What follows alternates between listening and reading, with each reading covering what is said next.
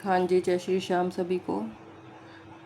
कल हम अपनी एक्सरसाइज 5.2 कंप्लीट कर चुके हैं।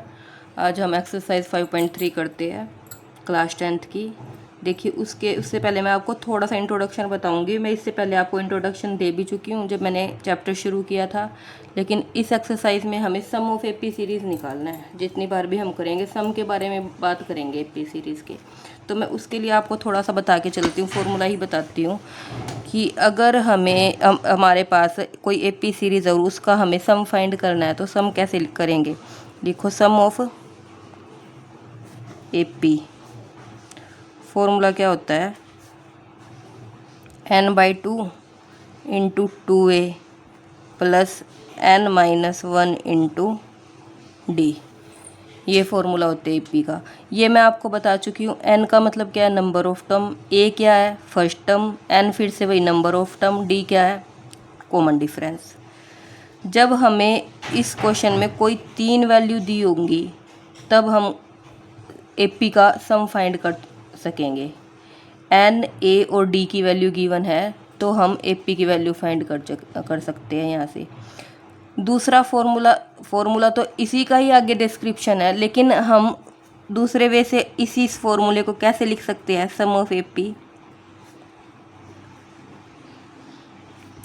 n/2 into a plus l. L का मतलब लास्ट टर्म। अगर हमें एल, मैं इससे पहले बताऊंगी, या तो एल दिया होगा या ए एन दिया होगा। एल को भी हम लास्ट टर्म बोलते हैं और ए एन को भी हम लास्ट टर्म बोलते हैं। अगर एल दिया है या फिर ए एन दिया है तो हम ये वाला फॉर्मूला लगा के चलेंगे। बिल्कुल छोटा सा हो जाएगा, लगाने को तो हम ये भी लगा सकते हैं, कोई दिक्कत नहीं है, लेकिन हम ये लगा के चलेंगे क्योंकि यहाँ से क्वेश्चन और ईजी वे से हम कैलकुलेट कर सकेंगे। n/2 into a plus L या ए एन, या तो एल लिख लो या फिर यहाँ पर ए एन लिख लो। n/2 into a plus L या फिर ए प्लस ए एन। बस यही बताना चाह रही थी मैं। इस फॉर्मूले को याद रखते हुए हमें अपने क्वेश्चन करने हैं। देखिए, अब हमें क्वेश्चन फर्स्ट में क्या कहा है। क्वेश्चन फर्स्ट में find the sum of, sum find करना है, सम ऑफ एपी। एपी क्या है, 2, 7, 12 अप टू, ये क्या, 2, 10 terms, up to 10 terms, up to 10 terms, ये बोला है। इसका सम फाइंड करना है। हमें एपी दी है, एपी दी है तो उस एपी की हेल्प से हम ए फाइंड कर सकते हैं और सेकंड डी की वैल्यू फाइंड कर सकते हैं। तो हम यहाँ करेंगे, ए किसके इक्वल होगा, हमारा 2 के फर्स्ट टर्म के, और डी क्या होता है, कॉमन डिफरेंस। पिछली टर्म में से अगली टर्म को माइनस करना, a2 माइनस a1 करेंगे तो कितना आएगा, ये a2 है ये a1 है, तो 7 माइनस 2 कितना हो गया, 5। ठीक है, ये क्या है, इन्होंने कहा 10 टर्म का सम निकालना है। हमें नंबर ऑफ टर्म्स दे दी, इसका मतलब n की वैल्यू हमें दे दी। यहाँ पर n कितना है, 10। जैसे a1, a2, a3, a4, a5, a6, a7, a8, a9, a10, इस तरह तक 10 टर्म दिए। उन 10 टर्म का हमें सम बताना है कितना होगा। जैसे हमें 3 दी होती, मान लो 3 ही टर्म है, 2 और 7 9, 12 और 9 21, हम कह देते 3 टर्म का सम हमारा 21 है। लेकिन अब हम 10 को तो नहीं फाइंड कर सकते ना, लिखने को तो हमें ये पता है यहाँ पर 5 है, आगे डिफरेंस कर करके लिख लेंगे, लेकिन नहीं, इसको हम फॉर्मूले से सोल्व करेंगे। क्या फॉर्मूला होता है, एस एन। सम फाइंड करना तो सम को हम बोलते हैं एस एन। यहाँ पे मुझे लिखना चाहिए था एस एन। तो एस एन क्या है, सम ऑफ एपी। एस एन किसके इक्वल होता है, n/2। अब देखो, ना तो एल दिया ना ए एन दिया, तो n/2 कौन सा फॉर्मूला लगेगा, 2a plus n-1 into D. तो n की वैल्यू कितनी है, 10/2 इंटू 2, a की वैल्यू फिर से 2 है, प्लस n-1 यानी 10-1 9 इंटू डी की वैल्यू कितनी आई है, 5। कर दो इसको कैलकुलेट, 2 10 जा 2 5 जा 10, 5 इंटू 2 2 जा 4, 9 5 जा 45, 45 और 4 49, 49 को 5 से मल्टीप्लाई करेंगे, 5 9 जा 45, 4 कैरी, 5 4 जा 20, 20 और 4 224। तो यानी ये हमारा sum of AP, sum of 10 terms. Clear. अब हम नेक्स्ट क्वेश्चन करते हैं। सभी क्वेश्चन करेंगे, बिल्कुल ईजी है, सारे समझ आएंगे। सेकंड क्वेश्चन देखो, सेकंड क्वेश्चन में हमें क्या कहा है कि एक एपी दी है -37, -33, -29 टू अप टू 12 टर्म्स। बिल्कुल सेम इसकी तरह होगा, बस कैलकुलेशन करनी है हमें अलग से। देखो ए का मतलब क्या है, फर्स्ट टर्म्स कितनी दी है, फर्स्ट टर्म -37, डी मतलब कॉमन डिफरेंस -33 -37, इसको हम क्या लिख सकते हैं, -33 माइनस माइनस प्लस 37, तो कितना आ गया, 4 वैल्यू आ गई। एन ये क्या है, 12 नंबर ऑफ टर्म्स, एन की वैल्यू है 12। हमें क्या फाइंड करना है, सम ऑफ एपी, ये क्या है, find the sum of AP इस क्वेश्चन में। तो सम फाइंड करना है, एस एन का फॉर्मूला क्या होगा, n/2 कौन सा लगेगा, 2a वाला, 2a plus n-1 into D.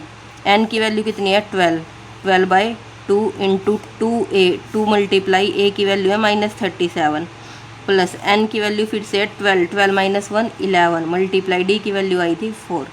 करो इसको सोल्व, 2 6 जा 12, तो कितना है यहाँ पर 6 इंटू, इसको मल्टीप्लाई करेंगे 30 30 60 60 14 74 आ जाएगा, -74 प्लस 44, 11 4 जा 44। अब इसको सोल्व करो, 6 इंटू 4 में से 4 गया 0, 7 में से 4 गया 3, साइन आएगा बड़ी डिजिट का माइनस, तो हमारा सम कितना आ गया, इसको मल्टीप्लाई करेंगे तो 3 6 जा 18, 0 यानी -180 सम ऑफ एपी ऑफ 12 टर्म्स।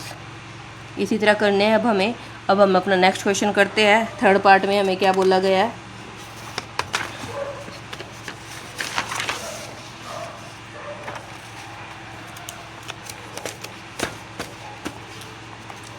देखिए इसी क्वेश्चन का थर्ड पार्ट हमें क्या कहा है कि एक एपी गिवन है, हमें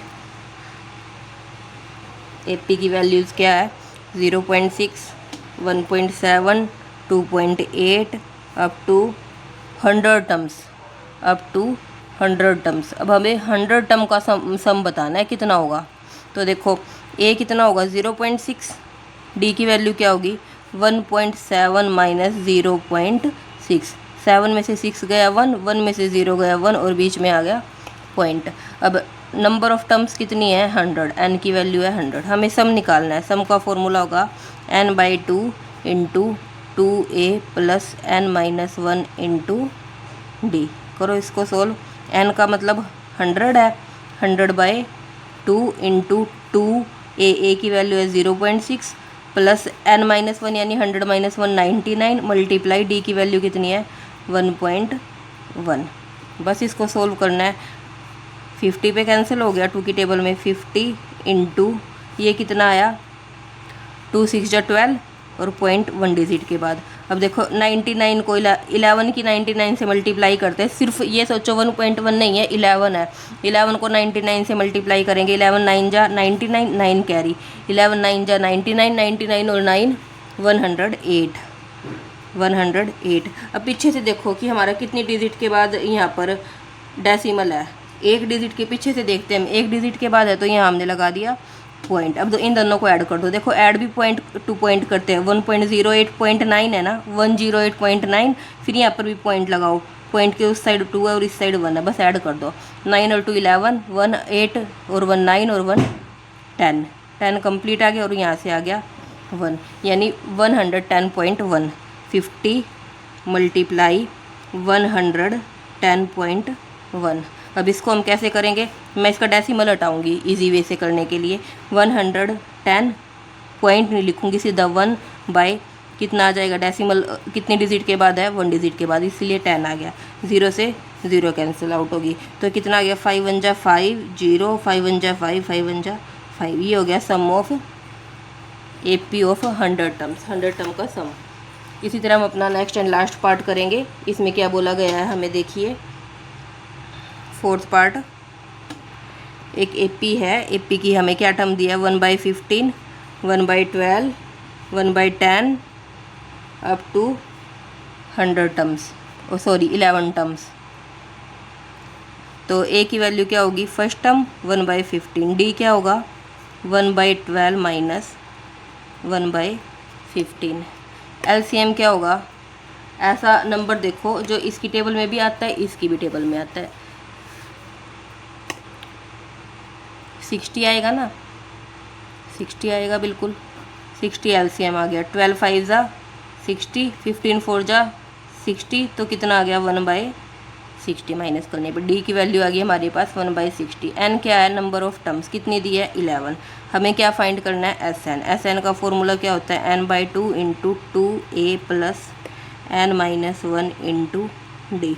n/2 का मतलब 11/2 इंटू 2a, 2a की वैल्यू कितनी है 1/15 प्लस n-1 यानी 11 - 1 10 मल्टीप्लाई डी की वैल्यू आई है 1/60। कर दो, बस सोल्व करना है इनको 11/2 इंटू 2 1 जा 2/15 प्लस ये 0 से 0 कैंसिल, कितना आ गया 1/6।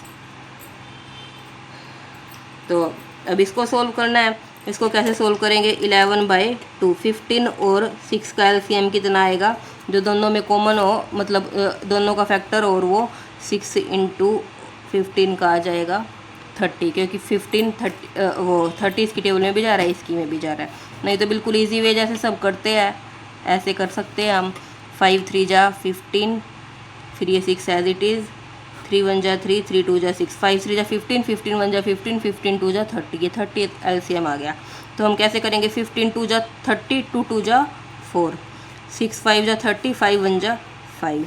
तो वैल्यू कितनी आई 11/2 मल्टीप्लाई 9/30, 9/30। तो हम इसको बस सब सोल्व कर देंगे, कितना आएगा, यहाँ से कुछ कैंसिल होता है तो कर दो, कुछ कैंसिल नहीं हो रहा तो उसको एज इट इज़ रहने दो। 11 9 जा 99/2 की और 30 की करेंगे तो कितना आएगा 60। बस यही हमारा आंसर है। Thank you very much.